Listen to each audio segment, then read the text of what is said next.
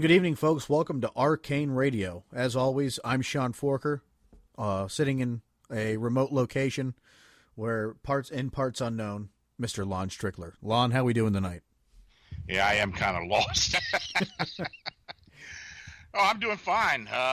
We're getting ready to have a great interview tonight, and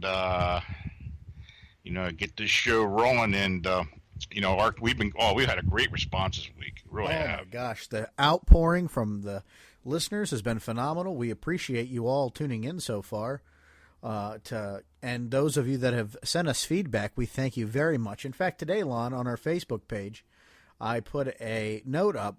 Folks, if you have feedback for our shows, please email us at feedback@arcaneradio.com, and that way it gets to Lon and I, so he and I can start making improvements to the show to make it a better listening experience for you, because as always, this show is for you, the listener. Oh, absolutely. Yeah, that's what we want. We want this. We're not going to progress unless you're happy about it. So, if you have anything, even if you have questions for the guest and all, just let us know, and we'll do what we can. That's right. We're a little organized here at Arcane Radio. Got a lot of different avenues of way to contact us, but we want to make sure that you have the best ways to get a hold of us, because one of us is always available, checking the emails. They go to us. I get them everywhere, Lon. My phone, my iPad, my laptops, anywhere I'm at, I get it. Well, you and I are connected most of the day anyway, so you get something, I get something. One of us is going to find, both of us are going to find out about it eventually. So that's right. We got a lot to talk about this week, though. Yeah, we really did. How about Joan Rivers passing away, Lon? We talked about that. It's a shame. It really is a shame. She's had her detractors over the years, but I saw a real weird picture the other day of her and Robin Williams, and I thought, oh my God, isn't that something? Yeah, it was so bizarre to see that two comedy icons just kind of passing into the unknown. It was really sad. Yeah. But it's been a good week over fans of monsters. I have had some very good response, people sending things in. As well, I found an Easter egg. I found an old file from 2004, and there were a bunch of stories in there. I had from some interviews I had done down in Florida when I was down there that fall. I'm sorry, and no, down there in spring, because I went down to spring training, and we were in that and some other things I had gotten from other people. So. I'll put some of them in the on the blog. Might put some of them in the next book, or whatever I do. And so there's some new material coming. Yeah, and I'm excited to read it. I tune in. I log on to Phantoms and Monsters every day to get my daily dose of the paranormal, because it's on there. You keep up with it. Oh yeah, and it's funny too. I have been getting a lot of response from people that wouldn't normally have called me, and I think it's because of the show, because there have been a lot of people listening to the show this week, and of course it was just the preview show, but I think people like what they heard, and they were contacting me. Had a lot of people sign up as friends this week. I think I picked up about 60 people. So I'm with you on that. I've picked up quite a few myself. Yeah, it's been good. So keep us straight. Let us know what you want, and we'll do what we can. Most definitely, I echo Lon's sentiment on that. Interesting story. That was an addition. It was an addition to last week. Our preview show, Lon, was the UFOs near Harrisburg. Mm-hmm. A police officer also observed it. Mm-hmm. Yeah, it's kind of wild. You had sent me that video the other day, and it was kind of like a follow-up to it, and they don't know what they saw. But the fact that the police officers acknowledged it, which is very rare, unless a police officer had. Well, and I put a story up about a police officer by the name of George Wheeler had a personal experience many years ago. But unless it's something like that, an actual close encounter, you very rarely hear police officers or public officials mentioning UFOs. It's very rare. career suicide. That's what they say. That's what they say. And that very well may be. I think people in the service have the same stigma as well. So, yeah, that was very unusual. Was. And the fact, like you said, somebody in a professional capacity came forth and said that they have also observed this. And it gives a little bit of validation to that poor lady who was scared out of her mind with what she saw. Yeah, but she it just freaked. adds a little bit more complexity to the case.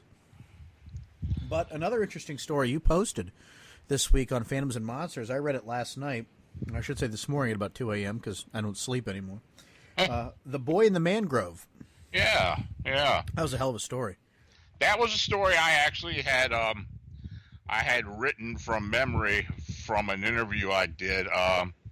Again, like I said, it was in the spring of 2004, and I spent some time traveling through Florida. It's interesting how many stories you can hear from people by simply asking about their part of the state. They want to tell you everything they can tell you. First of all, you got to get their trust.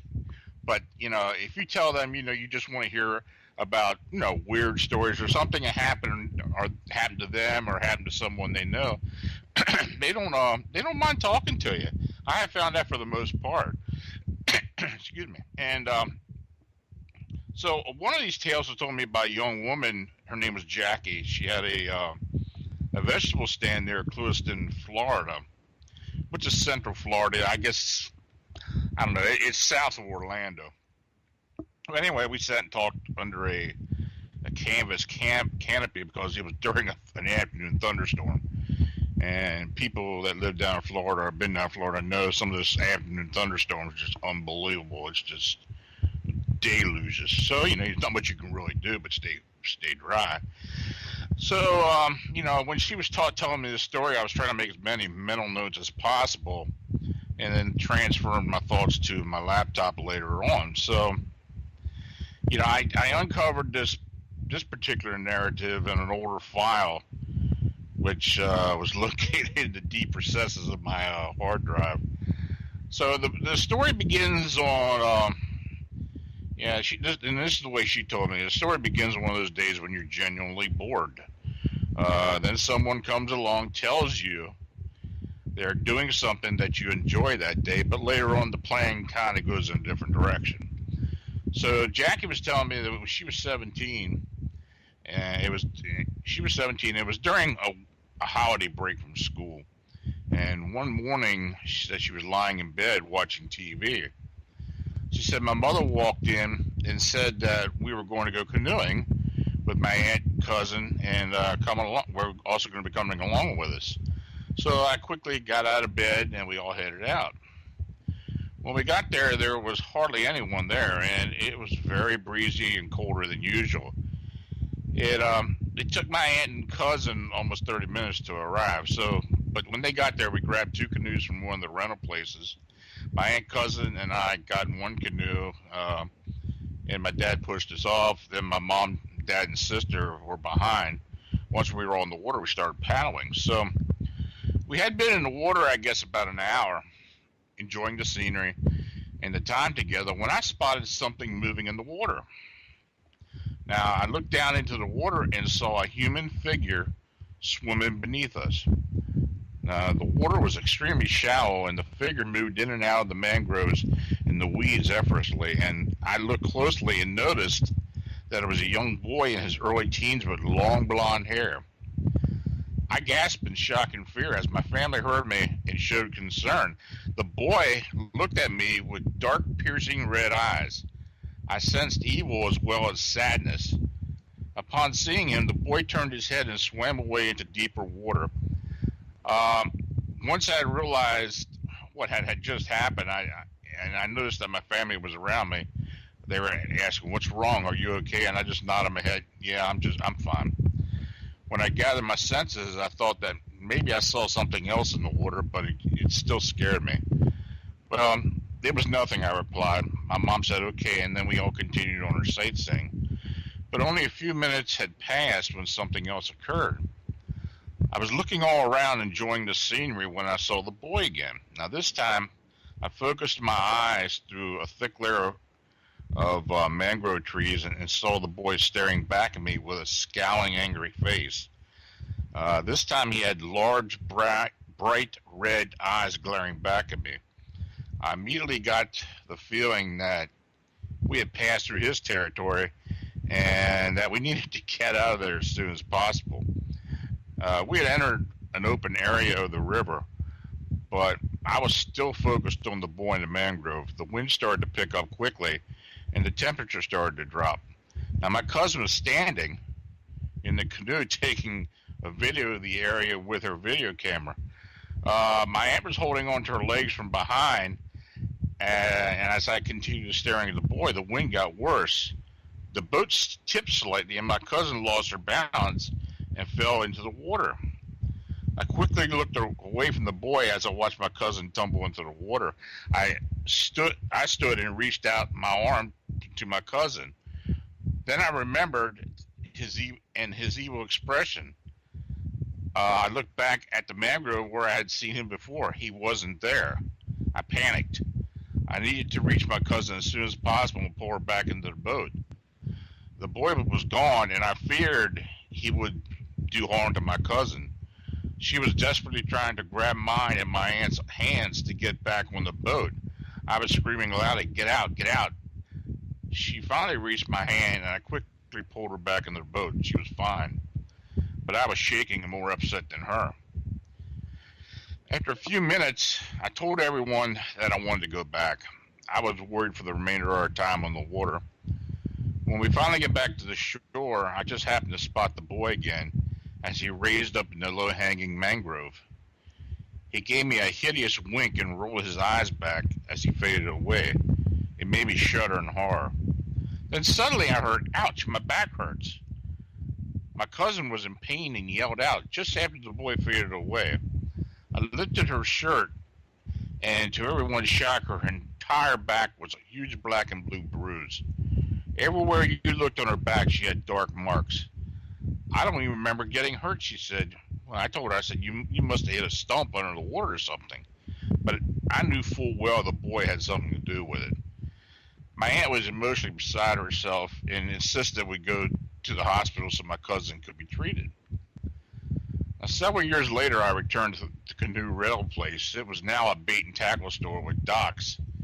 I asked some of the men working on a boat motor about the history of the place after telling them of my previous experience there. They told me that many years ago, a boy in his teens was playing around with his friends in the same area where my family and I had been canoeing. One of his friends placed a bet with him to see if he could hold his breath the longest, or see who could hold their breath the longest. The boy was from a poor family and wanted the money desperately. After they competed, the friend noticed that his partner was floating face down. When he touched him to tell him he had won, there was no reaction. He quickly pulled him out of the water, then went to get help. The poor boy had wanted the money so badly that he drowned in an attempt to hold his breath longer than his friend.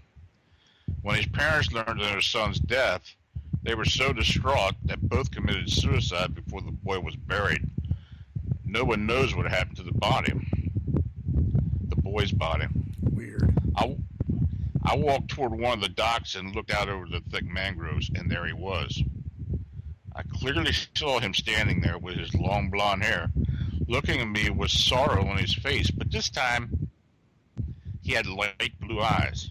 I smiled at him and then waved. I turned to walk away, quickly glancing back in his direction. The boy was gone, but I knew he'd be there forever. That was a hell of a story. I was kind of a freaky story too. When I remember getting goosebumps when she was telling me. Yeah, I read it early this morning, so it was really, really kind of chilling. Yeah, and that's not the first time I've heard of situations like that. Well, you know, a discarnate spirit, for the most part, especially with the death, a sudden death, the energy stays around. And for the most part, when somebody dies, the energy does stay in a specific area on our plane. It does that. I mean, but very rarely does it show up as manifest itself into into an apparition. Now, For a lengthy period of time. yeah, and the fact that she saw this thing underwater and outside the water just tends to make me think that this may have been something else. It was definitely spirit involved, but there may have been something else with it. And, occasionally you will get these incidents where, people see a manifestation like this in or out, in the water or in some place other than just, where the person had passed away at. It's a strange story. It really is. I had completely forgotten about it. I was glad I found it, but I'm glad I do remember now when she told it to me. It kind of freaked me out. It was a good read. It really was a exceptional story, and I think the folks that read Phantoms and Monsters and listen to Arcane Radio appreciate those kind of stories. And it is a mystery. And who knows? Maybe somebody listening to this will have a little bit more information to add to it. Yeah. Oh, absolutely. This may be, and that's what I'd like to know. If, now she didn't give me an actual location. All she told me was it was someplace to the west of where Lewiston was in one of the rivers. So I'm thinking maybe around the Tampa, St. Petersburg area, maybe one of those rivers. One of those, mangrove rivers. Rivers got a lot of mangroves in them. So, maybe, somebody knows something. I definitely. Story that I wish would go away is the M.K. Davis Bluff Creek Massacre theory, Lon. This came out, I want to say, Lord, I can't remember. It was 2009, perhaps? Yeah, that sounds about right. That does sound about right. 2009, 2010. It first popped up at the Ohio Bigfoot Conference. And the issue I had with it, M.K. Davis is a nice guy. I've talked with M.K. Davis on several occasions. I've interviewed M.K. Davis on several occasions, specifically about the massacre, quote unquote. Whoever coined it to be the massacre, that's what it is known as now, so that's what we're going to call it.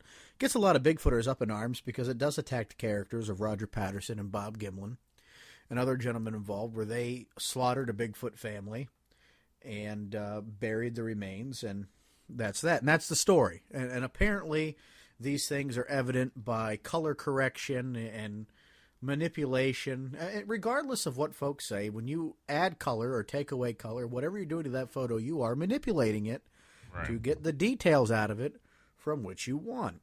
I think that's the situation of what it is. When you spend so much time working on something and playing around with it, you know as well as I do, you see what you want to see in this, in the final result.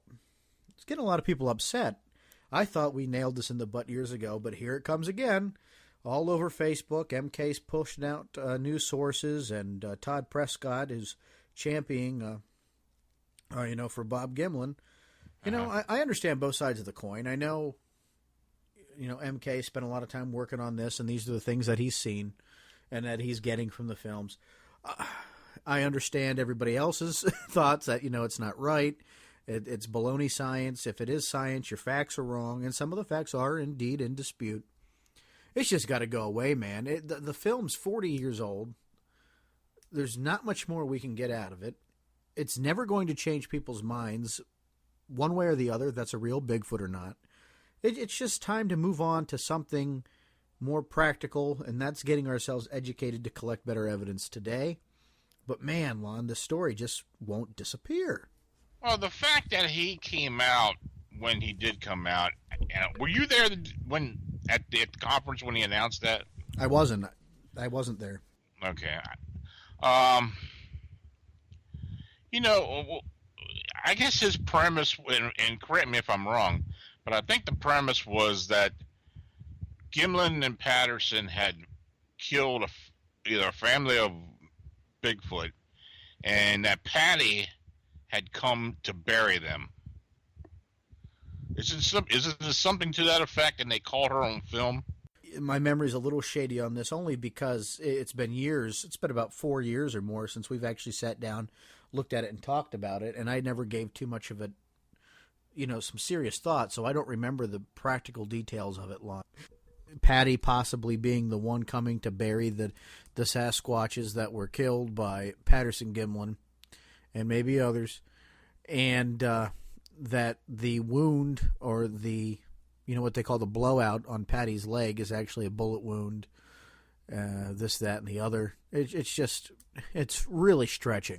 Well, if she has sustained that kind of injury, she'd be limping, as far as I'm concerned. Or she should be favoring the wound. It doesn't look like that. I don't think so. No, I don't think so either. Yeah, you told me that, I quite frankly, I hadn't even heard, I don't really keep up with the hubbub on Bigfoot, on the social network as much as probably you or other people do. But when you told me that this controversy came back up again, I was just shaking my head. I was saying, oh my, this was, I remember when he announced it up there at the Ohio Bigfoot conference, and the reactions that they were getting online. It was like, I didn't know what happened up there. I thought they might have had a riot, because I know people were upset. Oh yes, a lot of people were upset by it, and they still are. In fact, when I was doing Sasquatch Experience, and I want to say 2008 or 2010, and again, bear with me because it's been a while. We had MK on to talk about it, and it didn't go very far, and we never did get anything resolved from it. But again, when someone reaches into the work, manipulates it, you can pull pretty much anything out of it that you want. And I'm not saying that's the case. I'm just saying it's probably what's going on. Yeah, I don't know. I don't know either. I don't know why he brought it back, but of course he's trying to make his point. And he's been doing he's been working on a lot of different videos that people shot trying to explain this and explain that. He's been doing that for years now. But the fact that he's coming back on this, I don't understand it. My thing with MK is that he's romantic to the point that he reaches and makes assumptions that just, I would consider them to be just dangerous assumptions. Yeah. With the evidence that's provided by the source material. Again, when you edit, manipulate, filter, or change the color, you can get pretty much anything you want out of the photo if you're looking at it hard enough. Yeah, I agree. Very similar to EVPs with me. I'm not a big EVP guy. In fact, when we do them on the show, when we did them on Beyond the Edge, it's one of my least favorite things to do, especially if we didn't do them right. I always hate telling somebody that this is the EVP and this is what you're going to hear, as opposed to playing the EVP and then letting somebody decide what they're going to hear. You supplant that suggestion. And even when we're looking at the files and they come to us named, it's supplanted in our heads. So even we lose that objectivity. When you tell somebody that's what you're looking at, 9 times out of 10, that's what they're going to see or hear. I have put EVPs up on the blog before, audio files on the blog, and people but on the other side of the coin, people would get mad at me for not making a suggestion what they were hearing. Mm-hmm. And that's not our place, I guess, really. Yeah. It's, like anything else we put out there for listener or viewers' personal discretion. It's what you want it to be. We're not going to change that. You and I could hear nothing in that EVP, and if somebody hears toaster, that's what they're going to hear. You know what I mean? It's going to be toaster. Nothing that we say is going to change that, so why start the argument? But it's that way with photographic and video evidence. If you can circle it, put a red circle around it, filter it out, do whatever you need to do to pull what you want out of that image, it's going to be there. That power of suggestion is very, very powerful. Yeah. Powerful powers of suggestion. Lon, today would have been Lloyd Pye's 68th birthday. Oh, yeah, I know. I miss Lloyd. He was a good guy. I talked to a personal friend of his just the other day from somebody who lives in Missouri. And she was telling me, we were reminiscing about Lloyd, because Lloyd and I used to talk occasionally. I would promote his books and such on the blog, and then we would talk about a few things. But I loved getting him when he was on the show. Oh, he was just full of information. Very interesting guy. Great guest. Great Yeah. guy. Just a great person in general. Yeah, I do miss him as well. Me too. So today would have been his 68th birthday. I thought that was noteworthy to put out there. His work on the Star Child project. And I tell you, man, we lose a lot of friends over time. Yeah, we do, and that's just the nature of things. But it does happen, and and when it does happen, there's not always someone there to replace them, unfortunately. Nope, that's for sure. Mystery cell phone towers, Lon. You put an article about this on Phantoms and Monsters, and I've seen articles about it creeping up everywhere. The Huffington Post, I believe CNN, Fox News, all the major outlets are reporting these mystery cell phone towers. I don't know what they are. I mean, I have noticed personally from doing some investigation that these towers, or the areas around these towers, seem to put out a lot of EMF as compared to what they used to. Now, why they do that, I don't know. But the electromagnetic energy or the electromagnetic fields are much higher. Now, if it's actually emitting it or emitting microwaves for something other than cell phones, well, then there's a problem. And it just seems to me some of these arrays are much too big for just cell phone service. So, what they're being used for, I have no idea. Well, that's an interesting point to make. I didn't really think about it from that perspective. But, the concern is that, it's ISIS or some terrorist organization could have the ability, the Chinese, to build these towers across the United States, and we'd never know because, you see a cell phone tower being put up, you don't think much of it. You see, hey, it's a cell phone tower being put up. But for them not to be listed or, whatever they are, it's interesting, and it's got people up in arms because, everything these days got to get people up in arms. The fact of the matter is, Lon, we're being listened to, we're being watched. Not a whole lot we could do about it. No, it really isn't. I tell you, I actually went and got an FCC licensing list for a number of towers out in Washington County, Maryland, for an investigation I was working for. And I was stunned because there are a lot of towers out there in that, and I'm quite sure it's everywhere in the country, that are no longer FCC licensed. Now, who's using them? Yeah, what's their purpose? That's just it. Now, they look like regular cell phone towers, but you'll go back over the history of the tower itself, and the license would have expired 5-10 years ago, but they're still being used, and you can put a meter up there and tell they're being used.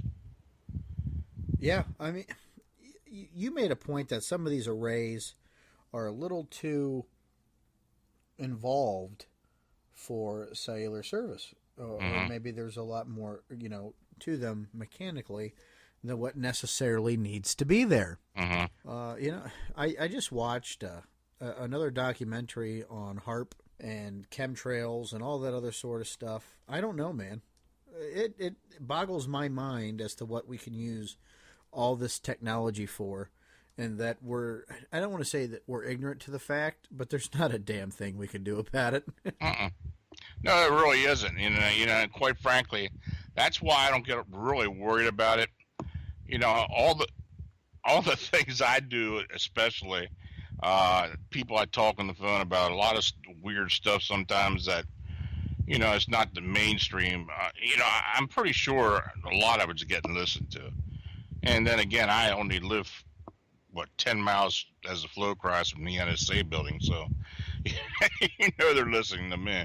So, but that alone, I mean, there are a lot of different, these arrays. I mean, and I tell you, I started noticing a lot of these arrays around this area in residential areas, even in commercial areas where it shouldn't really be there. And I started noticing that 10 to 20 years ago. You could take everyday things and turn them into these arrays, too. For crying out loud, they're doing water towers. You know, the old-fashioned water towers are being turned into arrays, and they just did it here in town. So you could disguise them as church crosses. I mean, you can pretty much turn anything you need to structurally into an array. Well, I live in Baltimore County in Randallstown, and we're west of Baltimore City. And I just found out about a year and a half ago that there's an old missile silo right behind me. Never knew about it. Lon's out there having a picnic lunch, and the ground opens up. Yeah. And what happened was, I went back, I drove back as far as I could get, and it's an abandoned missile silo, and from people had told me as well. But the security around there is just unbelievable. Now, what are they doing there? Well, maybe they still have some active units. I don't know. It doesn't look military, but it's got a lot of it's just got a lot of stuff around there. It's got a lot of antennas, a lot of this and that. It's fenced up. Well, I think some things that we don't think about is space travel's going to become pretty much commercialized.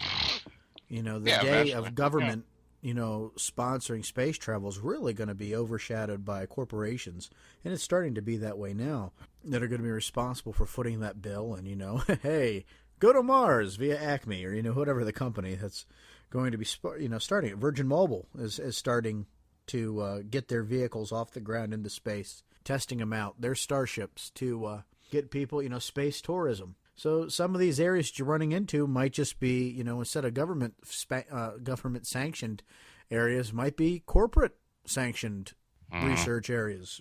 That's possible.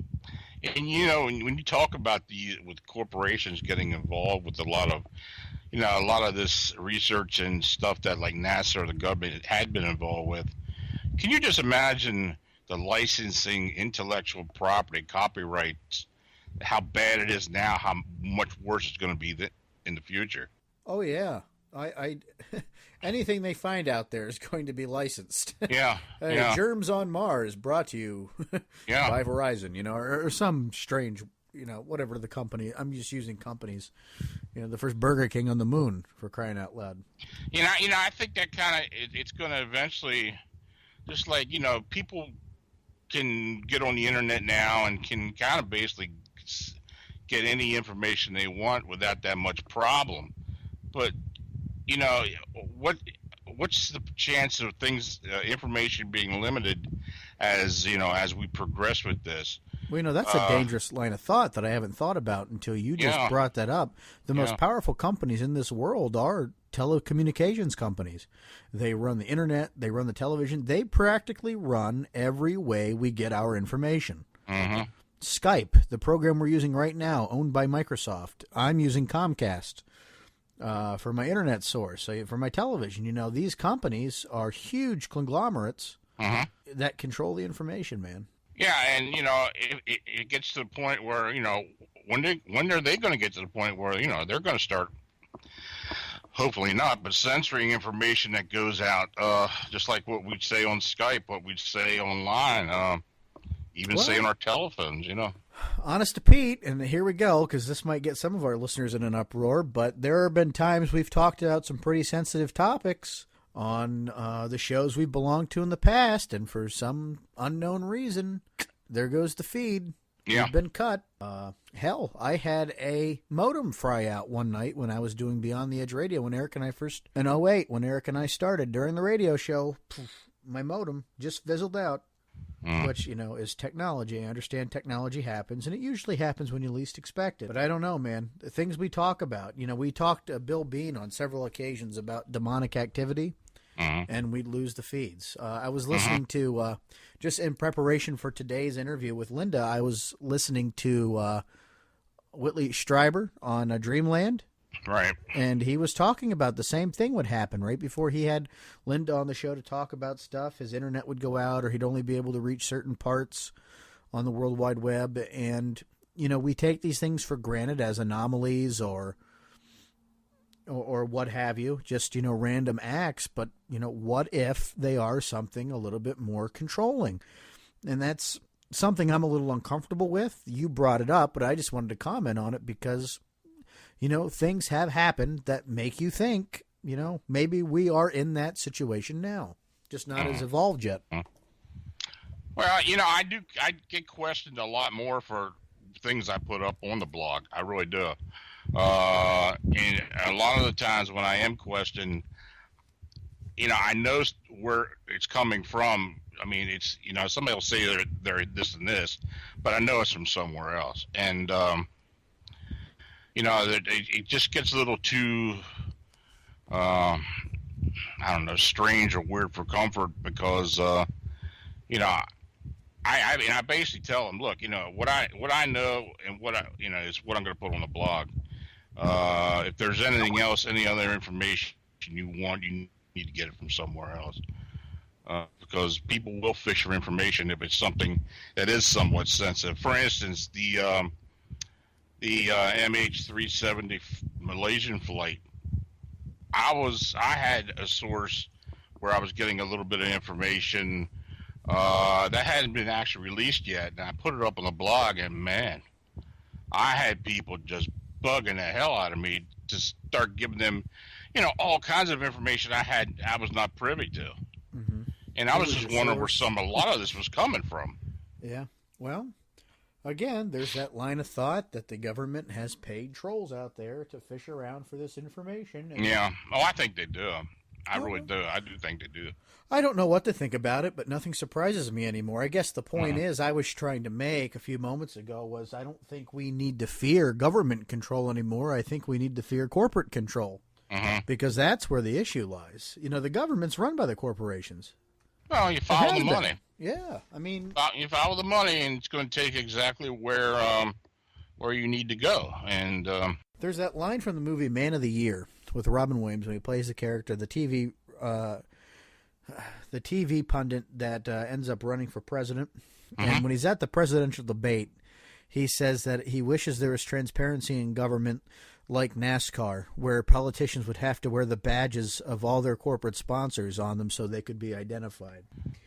And I think that's funny, and I think there's some truth to that. That'd be very interesting. Because it's just really relative to what we're talking about now. The corporations really control what goes on in the government. And sometimes, we look at the FCC battles right now with Comcast and Time Warner, whether they're going to merge or not. Does it really matter? Because it's going to happen one day anyhow.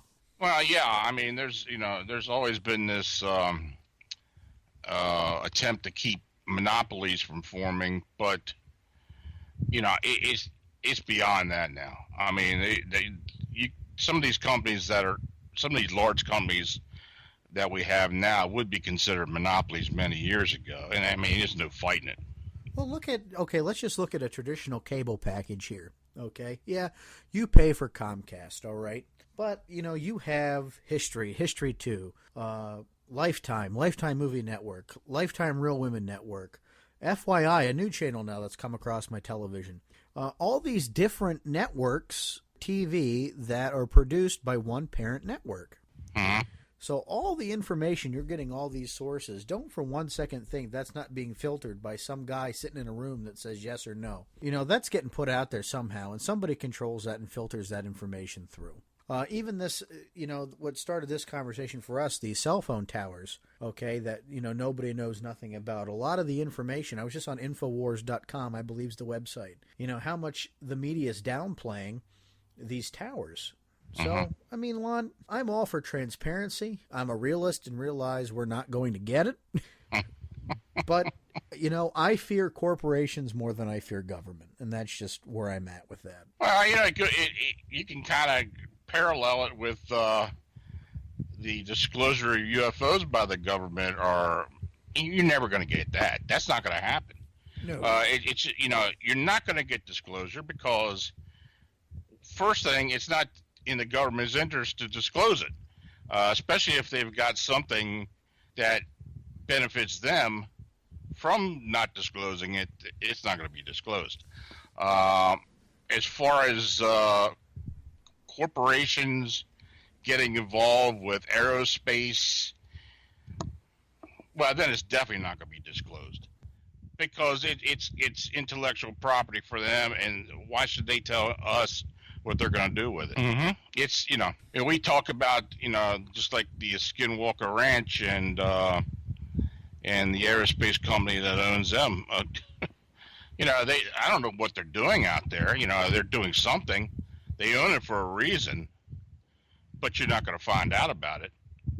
No, sir. And that's where we're at with it, unfortunately. And that's why I don't get into this, disclosure conspiracy. God, he even had all these former Congress people and such go to Washington in front of the press, the Washington Press Club, and have this big to do about. It's never going to be disclosed. We had two it's all speculation. Really good chances of getting information about UFOs. One was from Ronald Reagan, and the second was Bill Clinton. And neither one of those two spilled the beans. And unless we get a Ouija board, we ain't talking to Ronald Reagan anytime soon. No. So, those were just two great opportunities we had for public disclosure on UFOs. And honestly, I never would have. I think if Ronald Reagan even had that information, he still wouldn't disclose it. Well, that's just it. I don't think, it's interesting when a candidate runs for president, and they're part of their platform is full disclosure. People are going to know more of what's going on. We're going to be transparent. Then they get in office and start reading and finding out and briefed exactly what's going on. Well, that's the end of that. That's not going to get disclosed. It is, but it's funny how all these things rope together, Lon. The paranormal, supernatural, political scopes.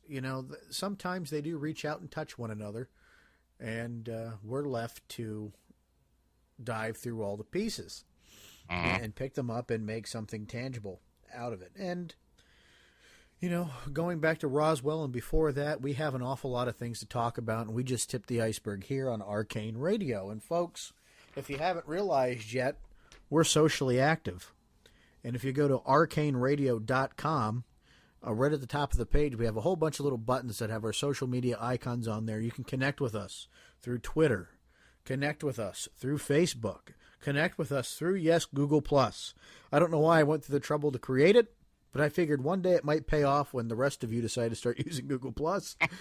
So it's there. And as always, for each and every show, each and every week, you can email us at questions@arcaneradio.com. And Lon, we do have some pretty good guests coming up aside from Linda Godfrey. I love Linda. She is such a sweet lady, and I'm so excited to have her on the program tonight. But aside from Linda, we do have some great guests coming up soon.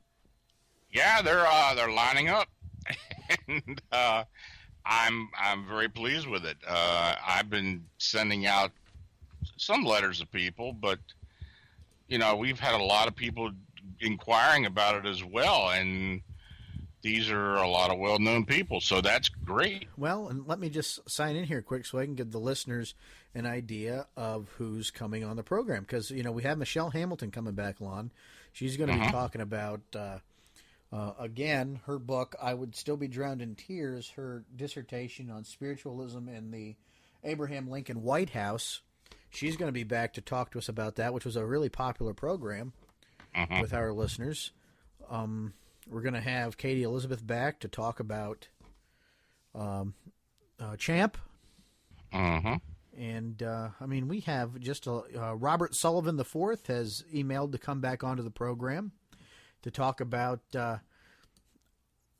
Freemasonry in today's media, which I think is just something we talked about on the last show and really didn't get to scrape the whole surface. That was a fun program because Lon, he's got a book coming out, and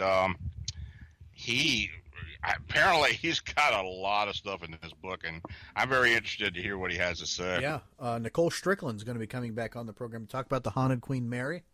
Lyle Blackburn, we're getting him scheduled to come back onto the program, and it's always good to have Lyle on the show. I've missed his 2 interviews on Beyond the Edge, so I've loved listening to them. I met Lyle at the Ohio Bigfoot Conference. He's a real good guy, and I'm excited to talk to him. And again, another one of my favorite ladies in the world of the paranormal, Rosemary Ellen Guiley, is going to be on the program too, and I've interviewed Rosemary several times. Again, another great resource. But there's some other folks I'd like to get on the program, too, that may not be well known. Rick Fisher from Pennsylvania. You know, Rick's a good acquaintance of mine. I'd love to have him on the program. He does a lot of good work there in Columbia, PA. He does his weekly ghost walks, which are kind of cool. I think I'm going to go on one this weekend, as you and I were talking about off the air. Yeah. Yeah, that'll be interesting. And some cryptozoology. I mean, we want to talk about everything. The show's not going to be just about ghosts and UFOs. We want to talk about everything. And cryptids, as what we're starting out with tonight, is my area of expertise. Yeah, I mean, I like all 14 subjects and researching anything anybody sends to me. And believe me, I got all kinds of... It comes in all facets, you know. Yeah, you do. Yeah, that's the fun part, then being able to present it on the radio.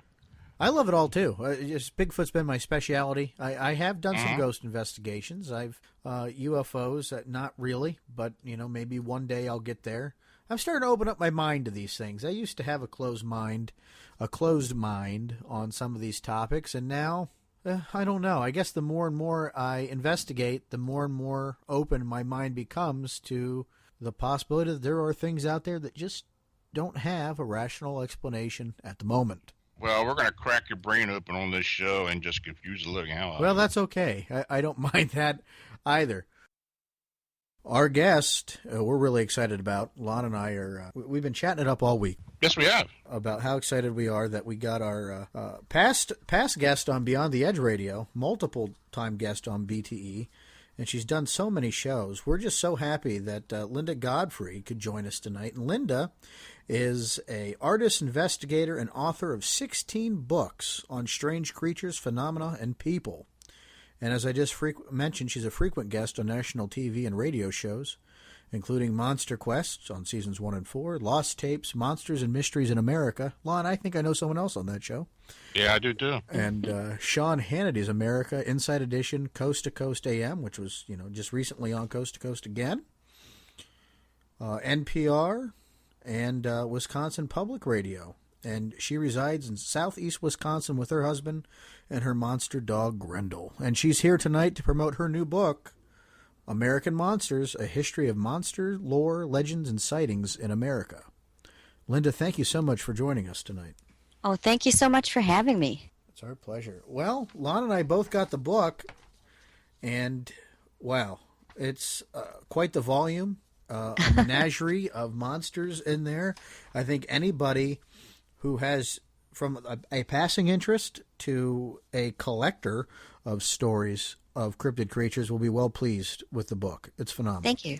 Thank you. So, yeah, it did turn out a little bit oversized. I kept writing my publisher and saying, could I just put in another 1,000 words? I just got this really great report. And they were pretty good up to a point. But they stopped me somewhere around 376 pages.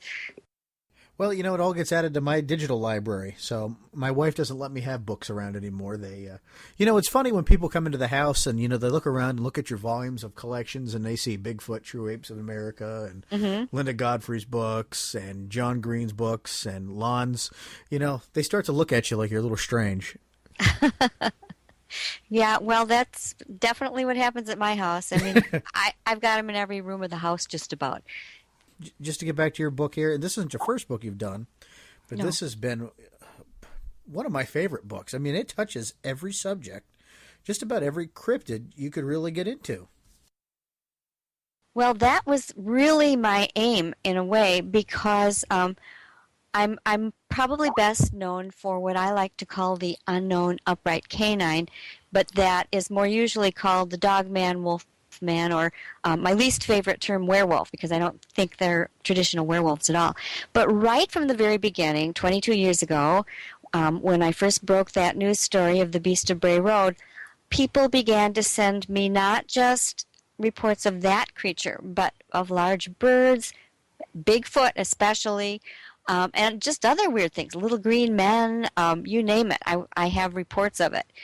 And I kind of got a taste of putting all those together when I did the Monsters of Wisconsin book, which was a lot of fun, and also the two of the books in the Weird series.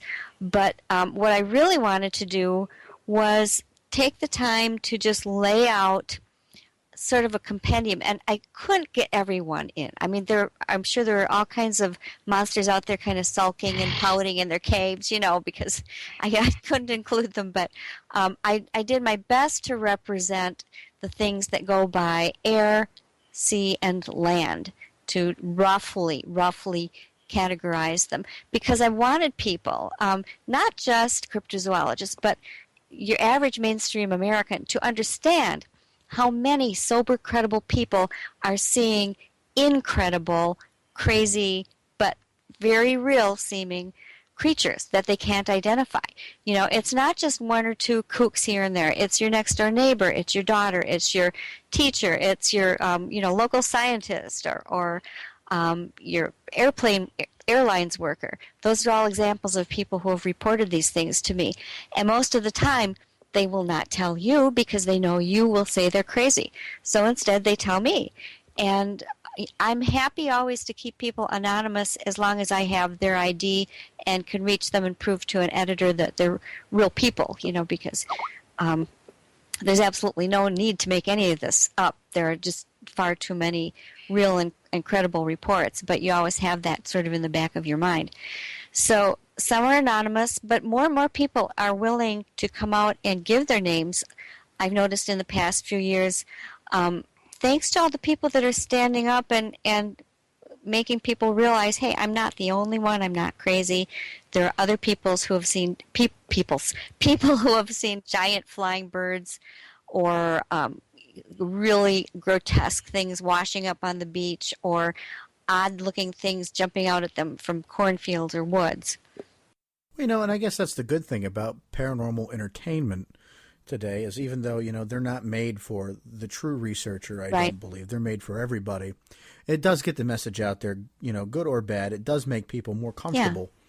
Yeah. And talking about these things, and also with folks like you on the program, it gives them somebody to identify with that they can go to and share those sightings. Someone like Lon. You were telling me 22 years ago, not only were you getting sightings of Dogman, that kind of opened up the door for all these other strange things. It just reminded me of Stan Gordon. Yeah. From I'm a personal friend of Stan's, and just listening to the stories he tells me from 50 years ago. It's just amazing that he's been collecting this stuff for so long. Even 20 years is a long time. Yeah, it's amazing. Yeah, Stan has a tremendous collection. I've actually been plugging him and you as long-standing collectors who are getting this phenomenal assemblage of reports, And my dream is someday to see a multi-researcher sort of database where we could finally put it all together and then just put it all up on a map, and the Bigfoot sightings would pop out here, and the Dogman sightings would pop out there, and the giant birds would pop up there, and what would that look like?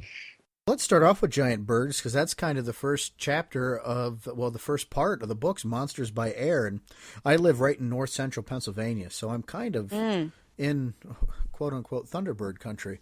Yeah. Up here with sightings. And Lon, you get sightings from this area. I live here, but you get the sightings more than I do. And Stan, this is a really happening area for large bird sightings. Mm-hmm. And you started off with one that was really incredible, Webb Lake, the 18-foot wingspan on that bird. Yeah, that was, I was just really gobsmacked by this particular sighting, because although there are a lot of big bird sightings, people often will either only see them kind of sitting on the ground or usually flying in the air where there's really nothing much to compare it to in terms of size. And it's known that it's really, really hard to estimate things that are just seen in the sky with nothing next to them. It's just so hard to figure out exactly how far away they are from you. But this guy, this occurred in 2005, so it was fairly recent, less than a decade ago. This is a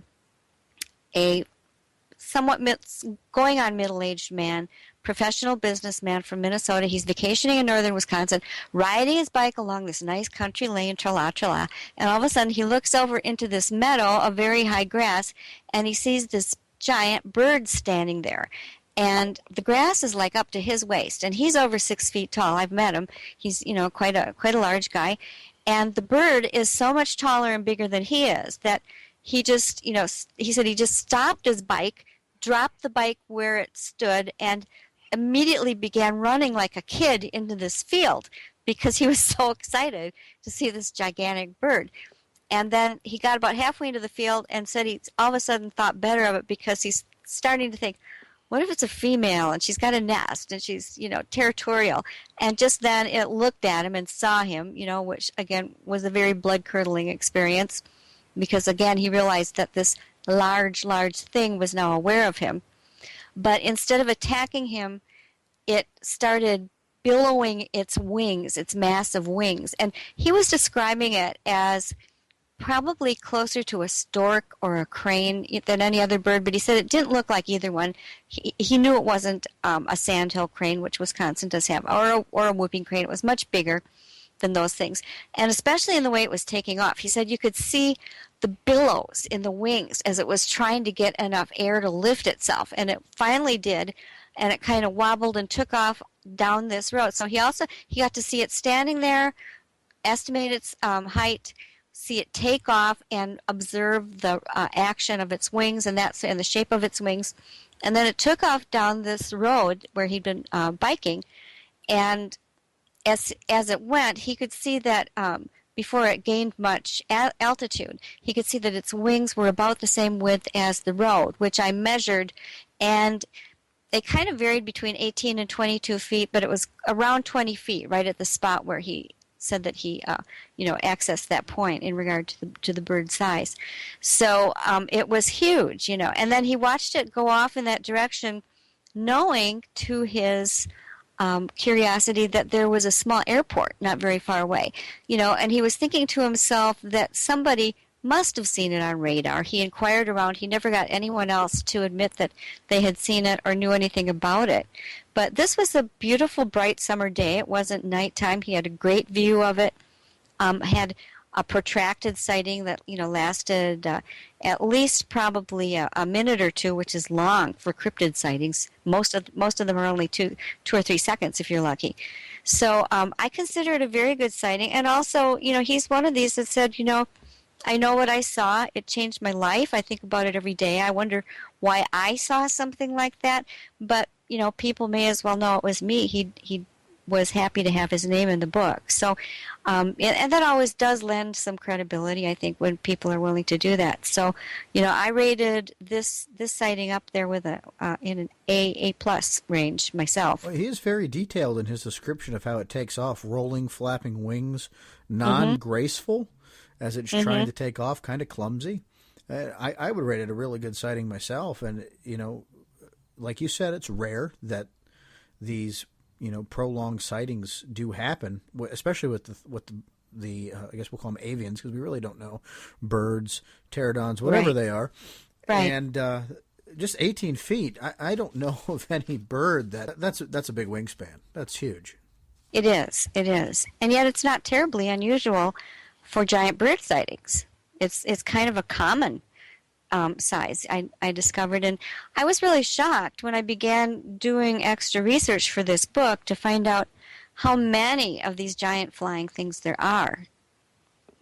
Yeah, there are a lot of them. I mean, and it's nationwide, too. But there do seem to be concentrations of it. There do. Not only in Wisconsin, but I think Indiana, Illinois, Pennsylvania, Texas, maybe out in New Mexico and all. They seem to be concentrations of these things. Now, you did mention to me about some new bird sightings. What's going on? Yeah, well, they're ones that they're new to me. One is quite recent, one is quite old, and one's in the middle. But they all just came into me, quite recently. And I did post some short abbreviated versions of them just today on my blog at lindagodfrey.com.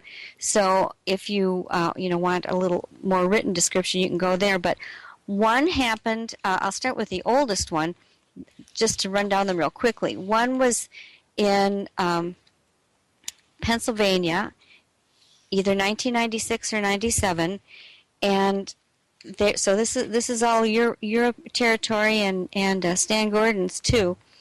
And the person who wrote was a woman who said she was driving along. It was in Pike County, Pennsylvania, near Bushkill Falls, which is a great name for a place for a cryptid.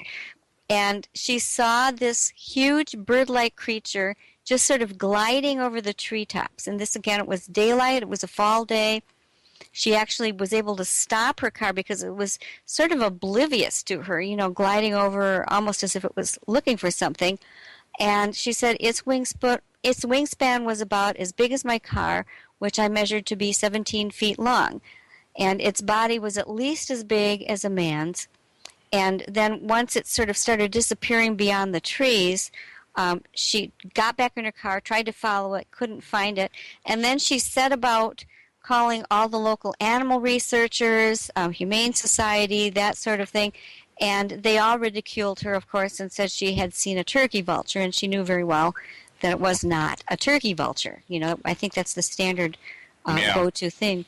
Then there was another one in actually 1995, I believe, yeah. So I guess that was about the same time in western Nebraska. It's a place called State Line Island on the border of Wyoming and Nebraska. And this again was daylight, late afternoon in May. And this man's hiking along the North Platte River, comes out into a clearing. And at first he thinks there's these two really weird big-headed people standing there. And then he looks again and realizes it's two very large birds that were fairly close. They were taller than him. He estimated a 15 to 20 foot wingspan, and they were black. Solid black feathers, not brown, no markings. The head was not naked like a vulture. One was a little bit bigger. They were more like raptors of some type, he said. And then, as usually happens, one turned its head, looked at him, and this is where it gets really weird. They both take off, and he describes that same sort of struggling motion, to get into the air. Well, one sails right up, and the other one is really struggling and flapping, and then he can see that it's trying to carry off a dead deer, a smallish deer. And he had hiked at that spot the day before and noticed there was a small doe dead there that he estimated to weigh 75 to 100 pounds. And this huge bird has got it in its talons and is trying to lift off with it, and finally manages to do so while the other one is circling and screeching, like, hurry up or get up here, or, he didn't know if the thing was screeching at him. And he said the whole encounter took less than 5 minutes. I'm a hunter, a hiker, and an outdoorsman. I've never seen anything like these birds before or since. They put the fear of God in me because I figured if it could carry off a deer carcass, it could carry me off as well. That's interesting, because you don't really, you hear about these thunderbirds or these large birds, but you very rarely have people associate them with raptors or a raptor type bird. Right, although if you look in the Native American lore, most of the time when they talk about a thunderbird, they don't draw something that looks like a pterodactyl. They draw something that looks like an eagle or a great hawk or something like that. So the actual thunderbird lore that I could find is much more often associated with raptor-type birds. Oh, okay. But I think we've somehow kind of come to associate it in the minds of a lot of the public with the more prehistoric, the pterosaurs or pterodactyls that some of them call them. Wow. Well, Nebraska too. That's not your typical area to get a report like that. No. That is interesting. Now you've been working on a case near home, I suppose, that you call the Heartland Creature. Can you give us an idea of what that is? Yeah, I've actually got a couple of cases I've been working on not too far from home that are sort of ongoing. And if you're curious, again, there's a witness sketch at lindagodfrey.com just on the blog. Scroll down a couple. But this was reported to me by, again, a professional middle-aged woman living in a very residential area of Heartland, which is a small town northwest of Milwaukee, but adjacent to this little area they call Land Lakes, because it looks like God took all of his fingers and pushed them down and just kept making lakes, by poking in the ground. That's what it looks like if you look at it from a map. And so there's tons of lakes and swamps and that sort of thing. And then you've got this little town of Heartland, which I might add is only about less than half an hour south of the Holy Hill area, where you've got the Holy Hill bear wolf and other stories that people may remember from there.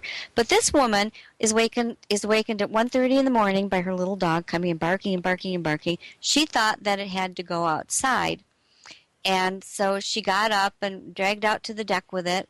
And they get out to the deck, and normally it, jumps out onto the lawn and does what it needs to do and comes back. This time it was whimpering behind her and refused to set foot on the grass. So she's kind of looking, and squinting. And like I said, this is residential. It's lot lines coming up to the backyard, not gigantic acres, but, normal, maybe half-acre lots at the most or less. And there are neighbors' patios, lights on, plus she said it was almost full moon, so it was pretty bright. And she saw this thing walking across the lot line with her back neighbor. And she, at first, it looked like it was wearing a gray fur coat, she thought, because it had this kind of wide chest, and she could see all this gray fur. And then as it came out more into the light, she realized that it wasn't a human. It had a canine face, although with a slightly shorter muzzle than you usually think of with a Dogman, but a definite muzzle and pointed ears. And she said it was walking on its toes like a dog, toe pads, with the typical bent backward comment about the legs, meaning that the hock is being noticed where you'd expect the knee. And it just kept striding. That was the word that she used, taking fairly good-sized steps, and then all of a sudden turned and looked at her.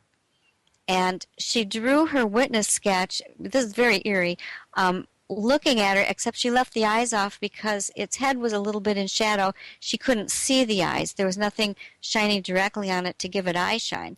And so she just left that part off of the sketch because she didn't want to add anything that she didn't actually see, which I think is the sign of a really good eyewitness. Mm-hmm. Mm-hmm. And yeah, exactly. And so, because even good eyewitnesses will sometimes try and guess at something, and she didn't even want to do that. So it turned and kept going as if, like, I don't care if you're watching me, which really freaked her out. And so at that point, she saw where it was headed into. There was a little patch of woods that led to somewhere else where it could, within a few blocks, end up on the freeway, which had a big, wide ditch with lots of plants, and could have easily gotten back off into the lake area from there. So she found me, and I was out there within a couple of days and examined her property. And that back lot line where she saw it walking had a big trail of mulch, where mounded mulch with dirt underneath it. And something had been walking on that mulch following what were obviously deer tracks. And the deer tracks were heavy enough that it had penetrated the mulch and was down into the dirt. And these other tracks were sort of the same way. Mulch is a terrible, terrible medium to try, and I've tried, believe me, to try and take casts, because it just trickles down. It's uneven. It gets kicked around. But these were deep enough that it was down into the subsoil just a little bit, not enough to get a good imprint, but that you could make out the size of the prints were uniformly about 4.5 inches, which is quite large for even, for a large dog. There were only back prints. There weren't front ones. And they were not any more spread than the deer prints were. So, there was a good comparison. And it was obviously tracking these deer prints as it went. So I got some pretty good pictures of those. And then the eeriest part was that we walked around the house because she had the same sort of thing there. And she said, it was weird because the last month my daughter, who is special needs, has been saying, Mommy, I saw a monster at my window almost every night. And when I went and looked under her window, those same prints were there. And you could tell that it was standing on the left, using the left foot as a sort of a pivot, and then using the right foot to turn around to see the best view of the child in her bed inside that room. Ooh. And it would have been aimed directly at her at an angle. So that was really pretty scary, I thought. Gives me goosebumps just thinking of Oh, exactly. Yeah. And so she also later found these kind of weird muddy handprint, paw print, for lack of a better term, on the siding of the house about 4 feet up, which is too high for a raccoon and it didn't look human at all. It was very strange. There's pictures of that on the website too. I came back another night armed with some deer estrus scent to add to the tracks so that my fellow investigator and I could sit on her deck and watch through at least the wee hours of the morning, which we did. And nothing came while we were there, but she has been putting up a game camera and has gotten some interesting photos. Nothing that proves what it is, but one of them looks like a really weird column of light that's translucent around the edges and looks sort of like a vague figure in the center. And it correlates very strongly to 2 other sites in southeastern Wisconsin that I and a fellow investigator have been monitoring. Now, do you think this thing, whatever it is actually walking up to the property, or you think it's getting there by other means? Well, in this case, we did so. I mean, you can only do so much with Google Maps, as great as they are. I always like to take a stroll at ground level, and we were able to see enough areas in that residential neighborhood where something could have been going from patch to patch of small woods to actually get there. She saw it coming from the neighbor's yard, and then she saw it departing into a neighbor's yard. So it's hard to say for sure. But if the photo that she got was actually of this creature, it does not photograph like any sort of natural animal. Yeah, that's, every once in a while when people talk about seeing something like that and trying to capture, a picture of it, a light will show up or something weird will show up. And the first thing you start thinking is, oh, God, this thing is coming in from somewhere else, and, you don't know what it is. Now, you said that you're having similar sightings somewhere else as well. Right. There's 2 different locations, one of which I've been helping a property owner with and working on for a year. And we have thousands and thousands of trail cam photos. And it's really interesting because when something like a coyote or a skunk or even we've got one with a couple of hawks, anything like that shows up, the photos are beautiful, detailed, there's no problem with anything taking pictures. But when something comes along and does what shouldn't be possible with the carcasses because we've been baiting with deer and other types of carcasses all this time. I think we're on about the 8th deer right now. And it's interesting because there was a 60-pound deer right in the beginning that was picked up. I think that was the first deer. I think that was last September into October. And something over the course of half an hour picked that deer up. Did not show on either of several game cameras that were trained directly at it and on and functioning.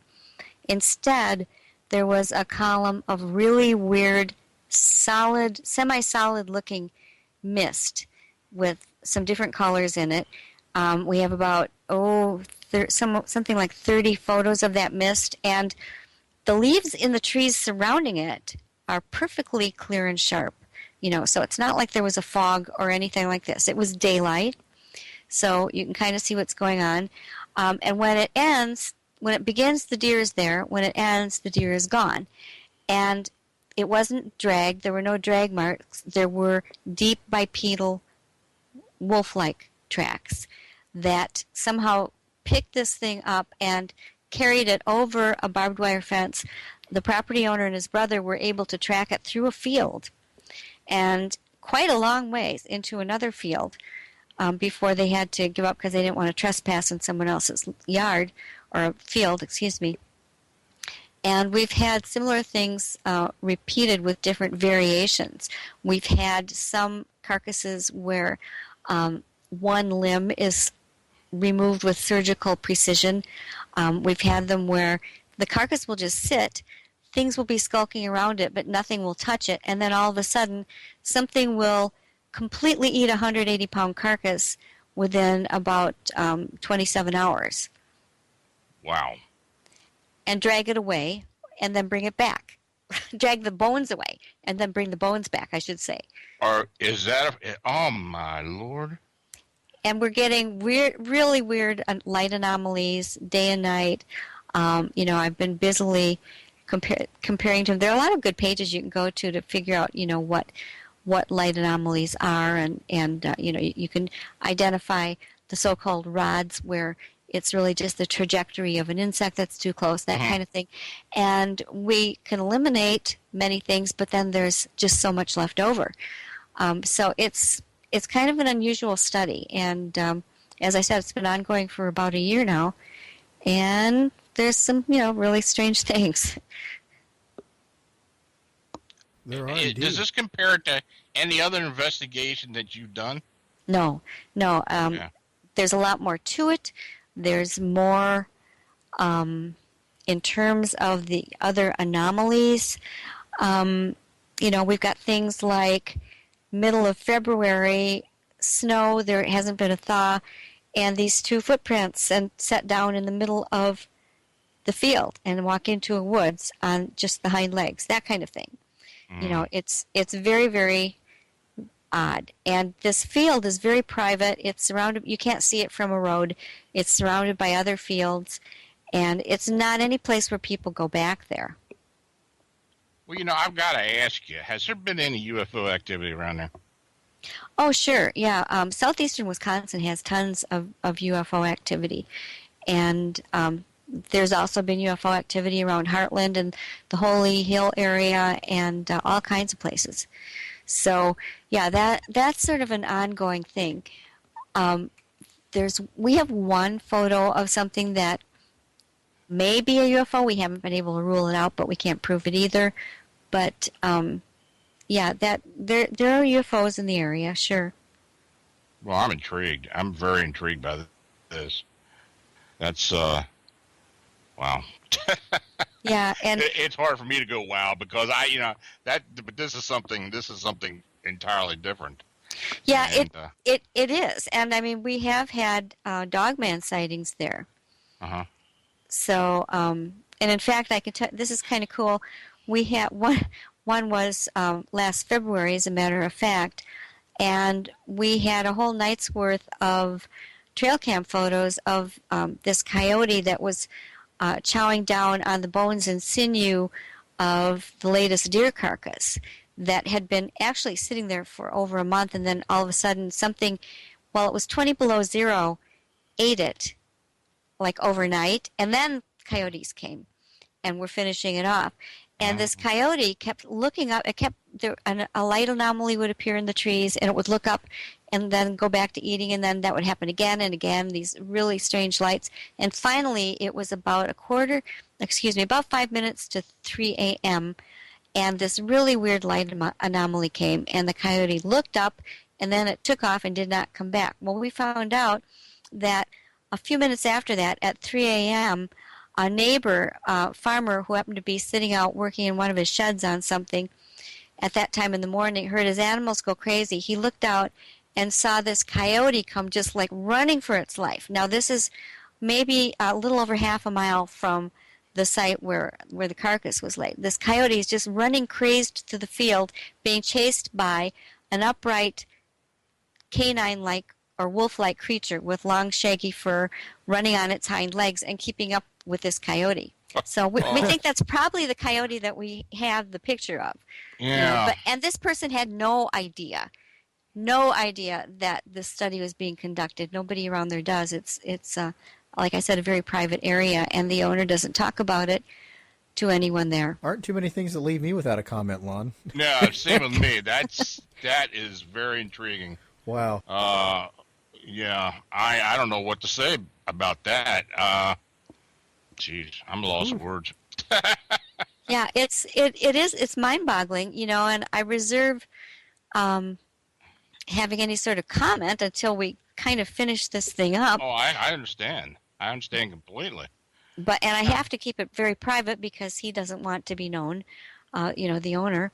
So we just work on it as it goes along, and we kind of you almost get blasé to it after a while because another night of strange bouncing white lights and coyotes. Oh, sure, it's just, but it's one thing after another, and many different things after another.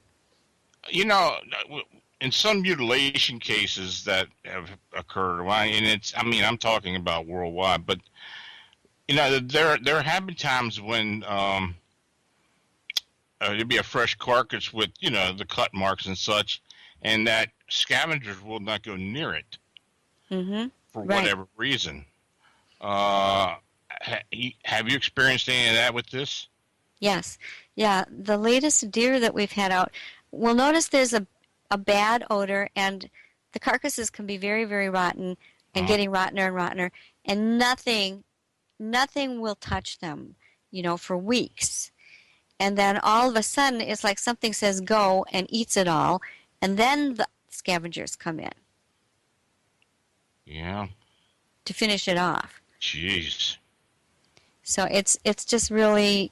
Well, I am going to keep an eye on this. I am going to keep an eye on your blog on this one because, and on social media because that's unbelievable. Yeah, and I've never experienced it. I've never gotten a report anything similar to that at all. No, I haven't either exactly. So it's very unusual, and it's what can I say? I don't think I vacillate between something that is a really weird adapted natural animal, except for there are these lights and things, and it does almost seem like it's coming from somewhere else. I hate to use the term portal or other dimensional or otherworldly, but when you look at the pictures, sometimes, it's hard not to draw conclusions like that. If it fits. It does fit, and it fits a lot with a lot of other cryptids as well. Like, you can't explain how they show up all of a sudden or disappear all of a sudden, and that's great, man. I hope there's a resolution to this somehow. I do too, and it's not at all like there's another category of seemingly magical creatures that are created by people. Conjured or whatever of different types. Yeah. Of different cultures. There are, you can find that sort of thing in almost every culture, and it doesn't seem like that at all.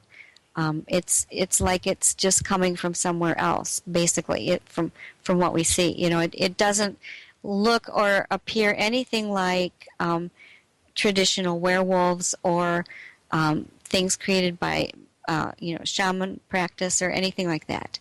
All right. Well, getting away from that, you had written an article for the Huffington Post, and I hadn't read it yet, but Sean had mentioned something about it to me last show, and when he asked me, "What 7 cryptids do you think Linda had posted in this article?" I mean, and the first thing I think, Dogman, that's her bread and butter there, but then he mentioned. A certain cryptid that apparently you've got a great interest with is this Flathead Monster. Yeah, and it was something that I think it's amazing because there have been something like way over 100 sightings documented by this former lake and wildlife officer that spent most of his life patrolling this lake and keeping a very detailed record. And I think that's astounding. I think it is too. Yeah, it's just an amazing thing. And there are 2 different types of creatures being seen in the lake. One is obviously a really, really large sturgeon, which is, if you have never seen a sturgeon, they look sort of prehistoric. They are prehistoric, basically. Right. They're very, very ancient, have changed very little over the millennia.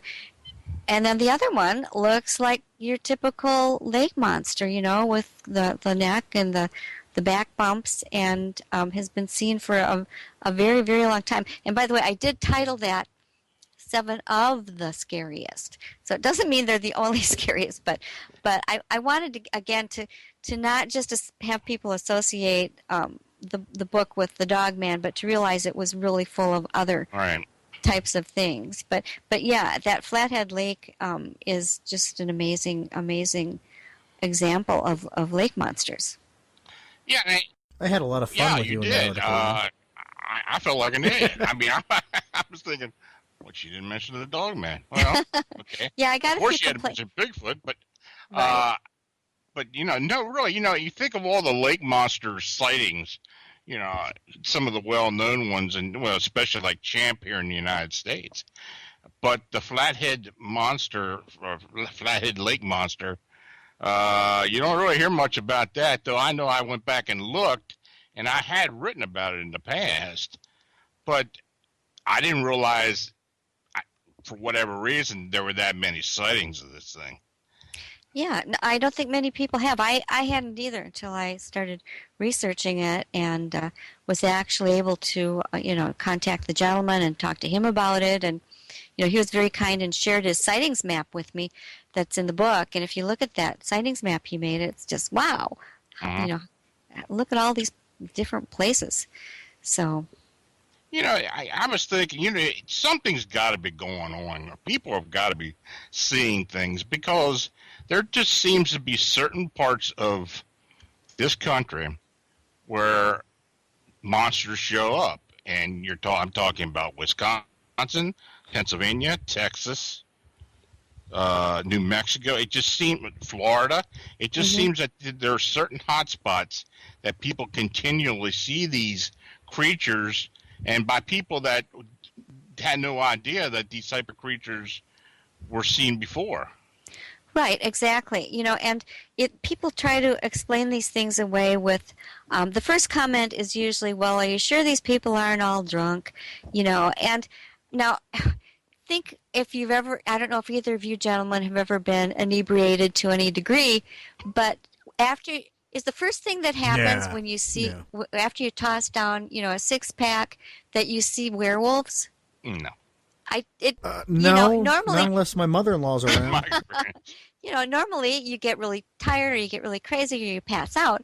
But if you're an advanced alcoholic and you have delirium tremens, you might start seeing weird pink elephants or something like that. But having a few beers doesn't make you see werewolves or Bigfoot.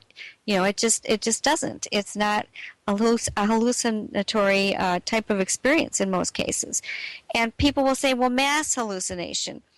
And that just doesn't apply where you've got 4 or 5 people driving along in a car talking or listening to music, and all of a sudden this creature runs and they all see it, when there's been nothing to suggest that might happen.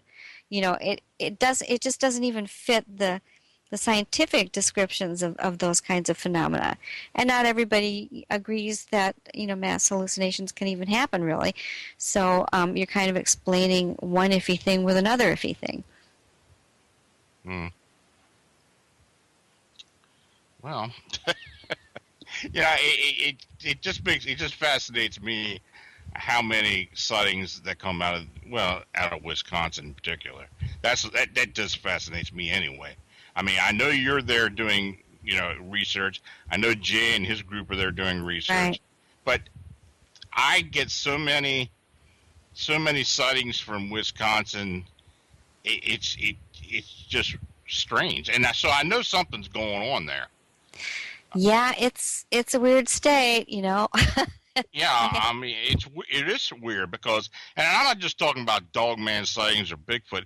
I'm talking about everything. No. Everything. Yeah, man, bat, lizard man, giant birds, giant snakes.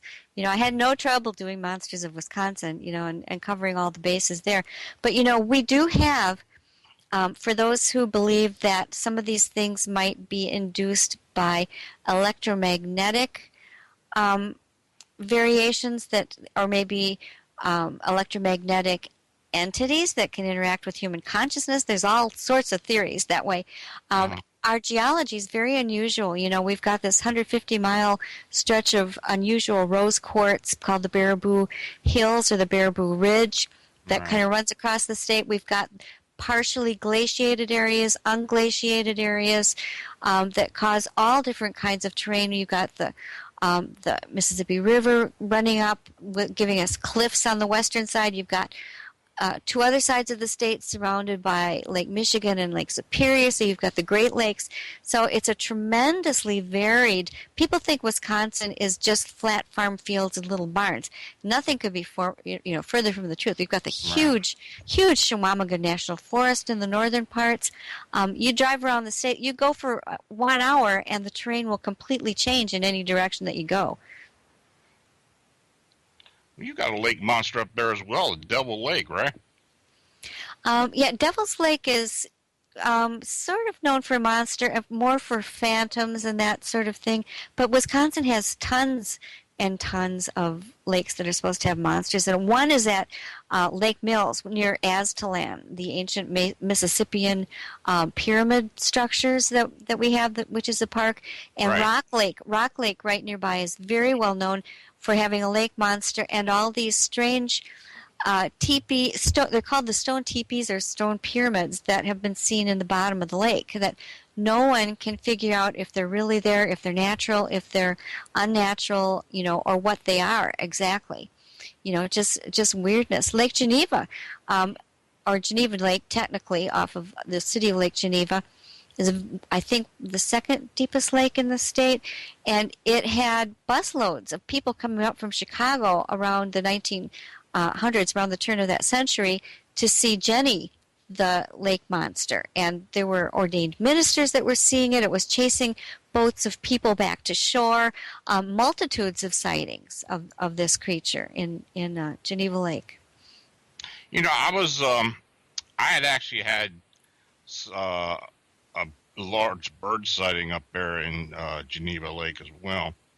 Really? Yeah, I meant to dig that out for you. I don't know where I got it at, but I'd dig it out for you. There's one thing you covered in your book that I thought was interesting, because I had written about it one time as well, was porcine people were pig people. Pig people. Pig people? Yeah. Just like Kramer on Seinfeld, Right. It's not the pig man. I did write an article about that one time. It was kind of, in a way, kind of tongue-in-cheek, but there have been people that have been described as pig people. Now, so I read what you had in the book, but I'd like for you to kind of tell us a little bit more about that, or what you found out. Well, the examples in Wisconsin honestly all seem to sort of spring from either urban legend or folklore. Right. Now, there may be human beings that have sort of pig-like features elsewhere. Maybe there are mutations. I can imagine something like that happening.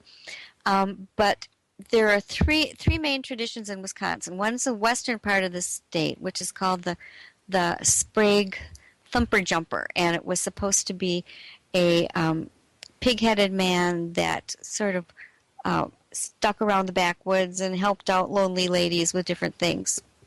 That's all I'm going to say about that.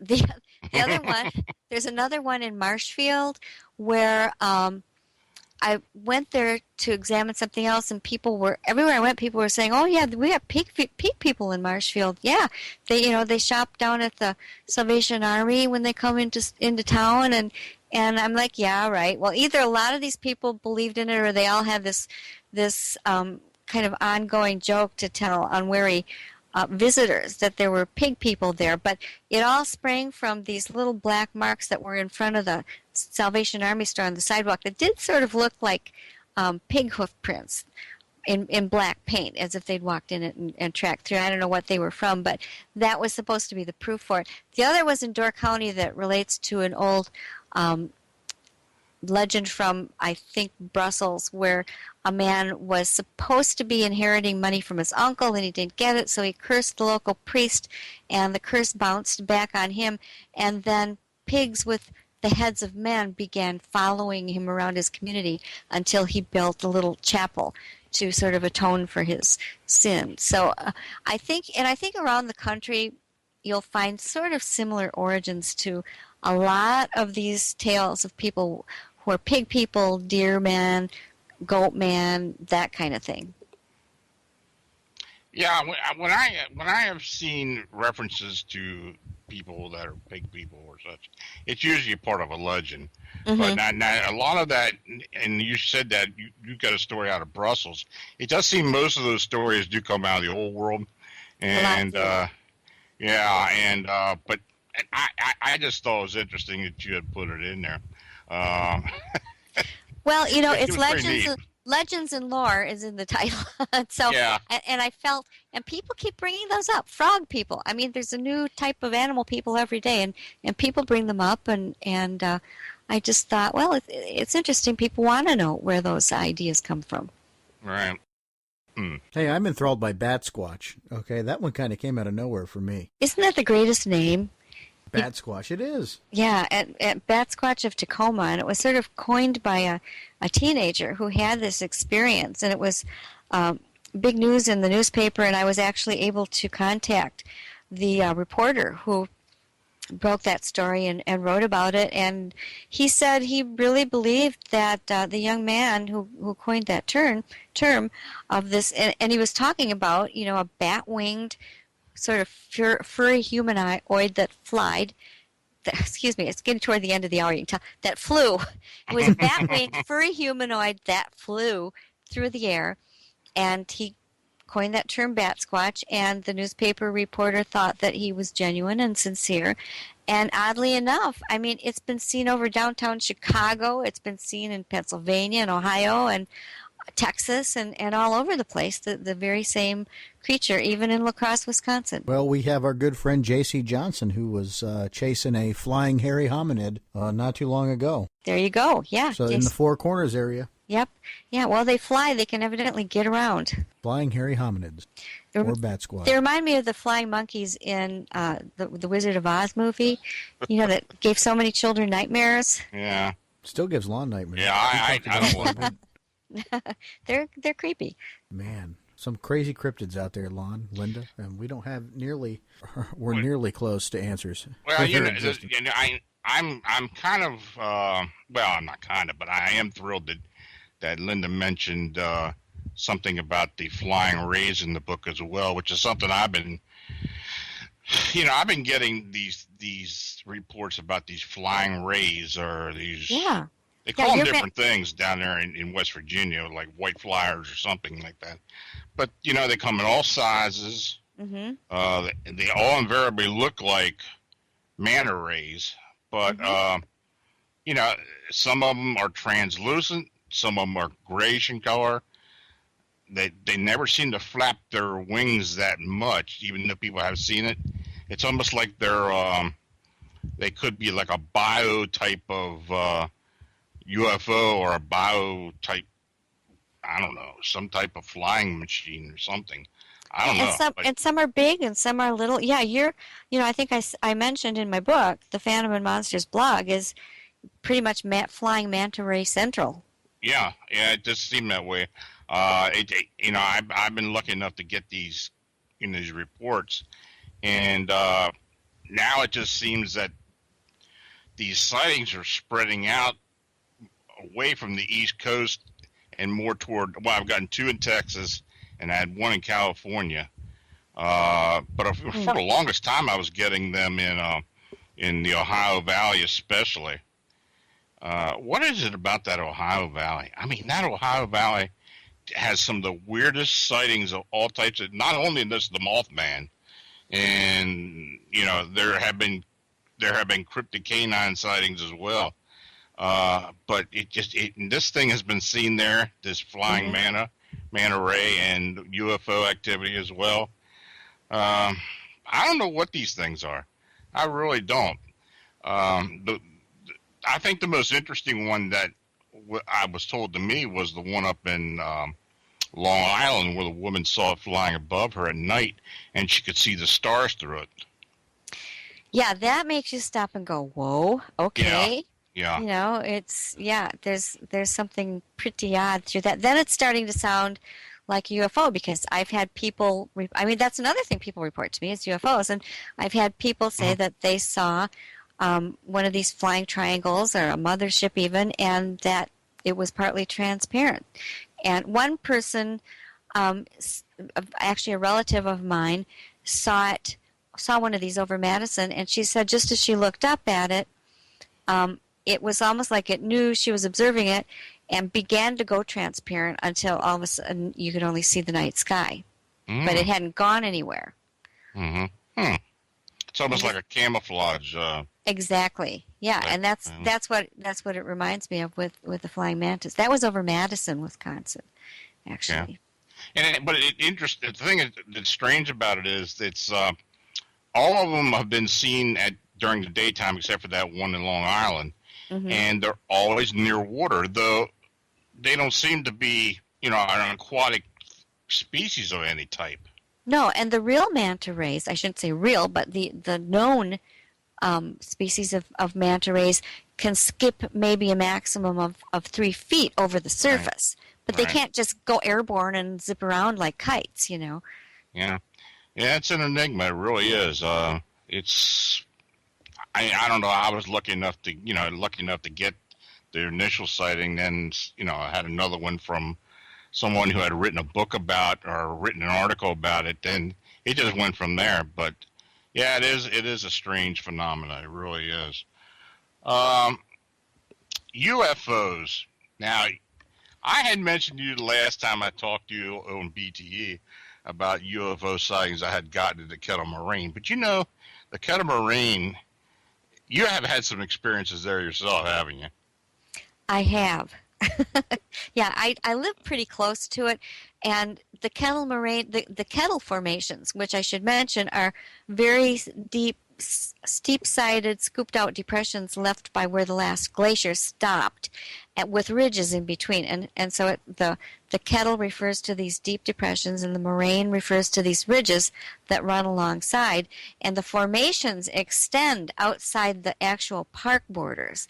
And so I live in an area kind of surrounded by these moraine formations because I'm about 5 miles south of the Kettle Moraine State Park.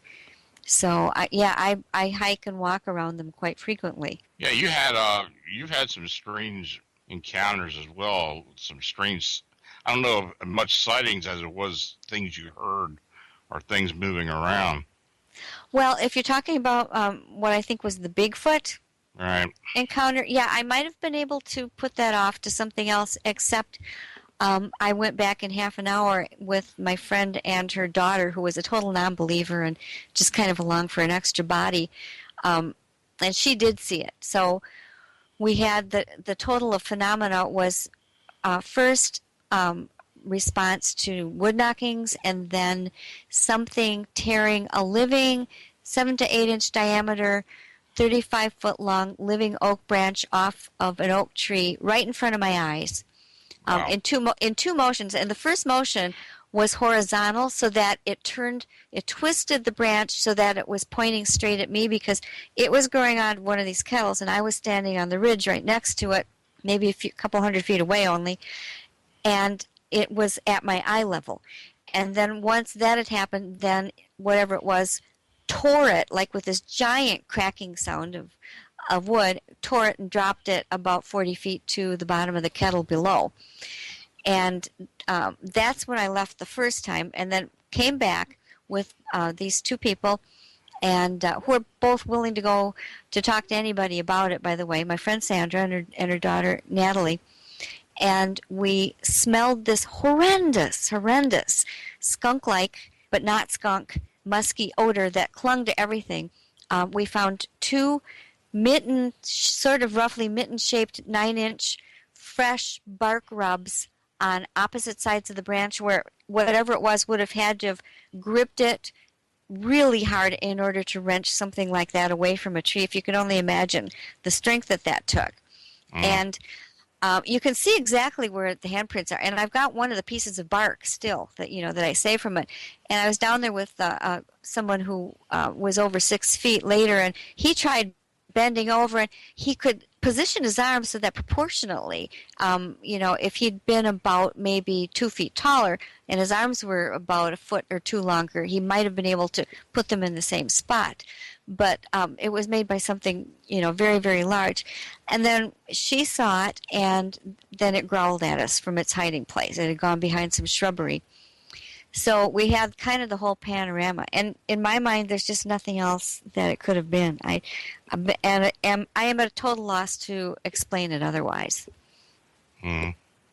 I had written something recently, and myself and some of the colleagues, people I've been working with, we've been having a lot of references to owls lately. Now, I wanted to ask you about this. Now, of course, there have been lots of different type of cryptid owl sightings or something as similar to that. But do you have any, other than maybe, Native American legend, do you know of any odd sightings of owls in the United States or in America? I'm trying to think if I have that in the book. Half the time I can't remember if I've got that in the book or not. I know I do go into the Native American lore and legend, but there were people that described Mothman, in West Virginia as somewhat owl-like. And a lot of those descriptions were sort of all over the map. That's probably the closest that I can think of right off the top of my head. I'm sure there are some, but it doesn't occur to me. I mean, there's the Cornish owl man, but that wasn't in the United States. That was in Great Britain. I included that just to give sort of a comparison. But right now I'm coming up blank at the moment. Yeah, this wasn't a gotcha question. I just want to get your opinion because it's something that's actually happening to me. I mean, I am getting these references to owls. It's just constantly. It's been going on for a couple of months now. Really? We've been working. Butch Wojtkowski and I have been working this Todd C's case up in Pennsylvania, and for whatever reason, we're getting these references to owls. Mm-hmm.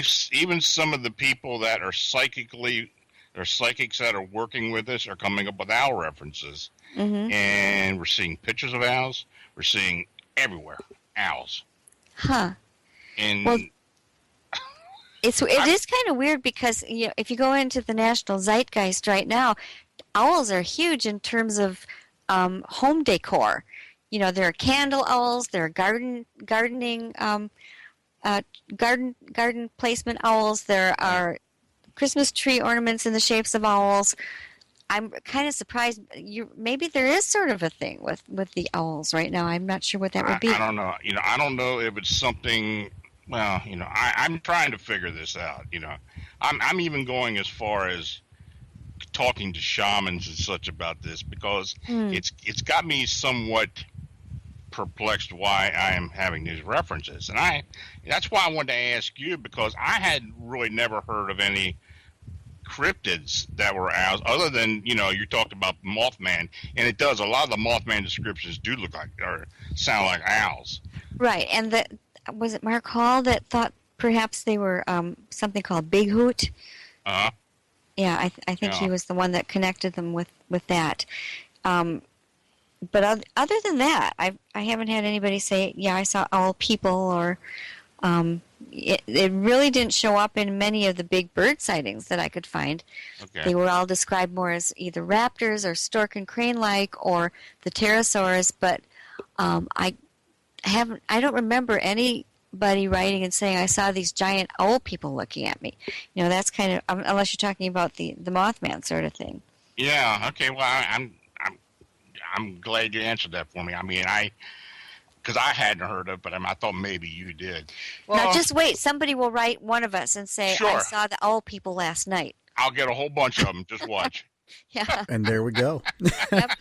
We've really run the gambit tonight, guys. We've talked about the birds, the giant birds, thunderbirds. We've talked about pork people, and we've talked about owl people. We've talked about bat squatch, flying hairy hominids. We've got a lot to chew on for these listeners this week. And it's been a blast. I've enjoyed myself tremendously. Me too. Well, you're always welcome to come back, Linda.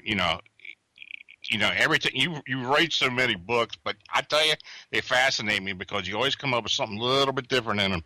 And hopefully we're going to have something on this investigation you're doing now down the road. Well, we'll see. I'm kind of waiting to see if anything does resolve, or if it's another one of these things that just keeps going and going and drives you crazy finally, and never has any sort of ending to it. Whatever it is extremely adept at not showing itself. We appreciate you coming on with us. We really do. Oh, thanks so much for having me. I really appreciate it. Anytime. It was a great time. Folks, you can get more information on Linda at lindagodfrey.com. And if you have any questions, you can email them to us, questions@arcaneradio.com.